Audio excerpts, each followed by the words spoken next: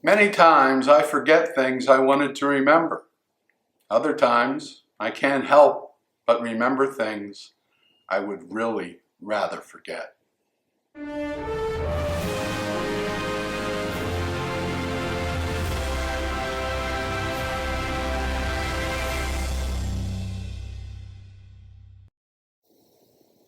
Shalom, my friends. Yes, that is what I'm calling the paradox of memory. I was ordained as a rabbi in 1992, well over 30 years ago.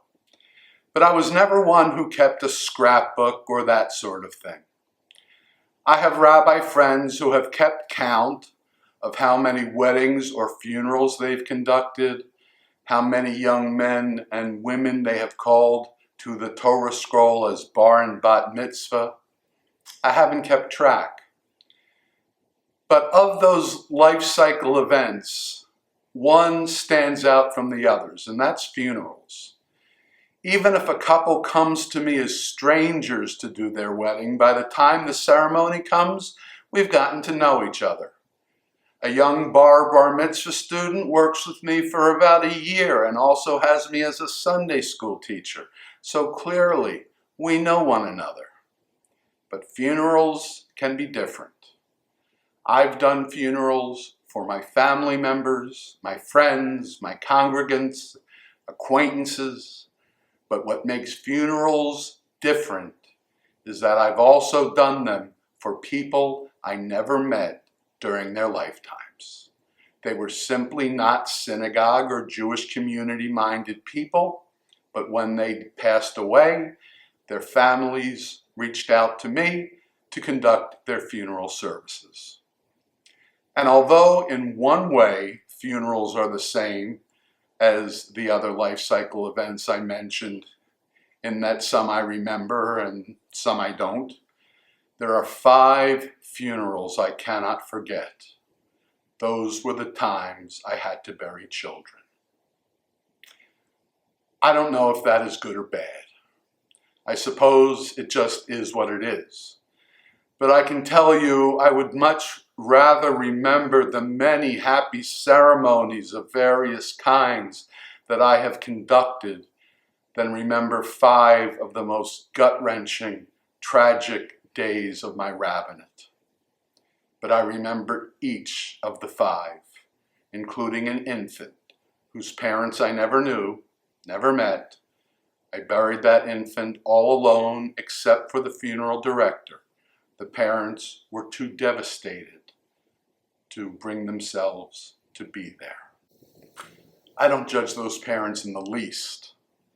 Any normal, healthy parent who has never lost a child probably thinks they couldn't survive such a loss.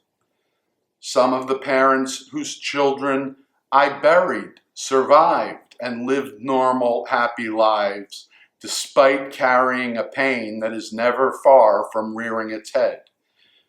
Some have told me, yes, they survived their loss, but they don't know how they were able to do it. And that, my friends, is where I see the hand of God.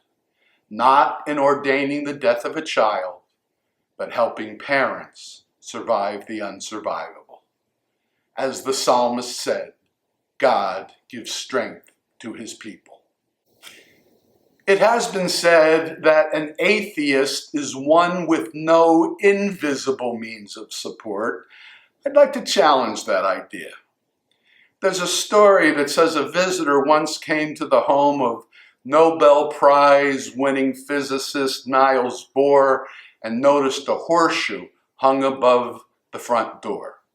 When he asked Bohr why was it there, the answer was, it's there for good luck.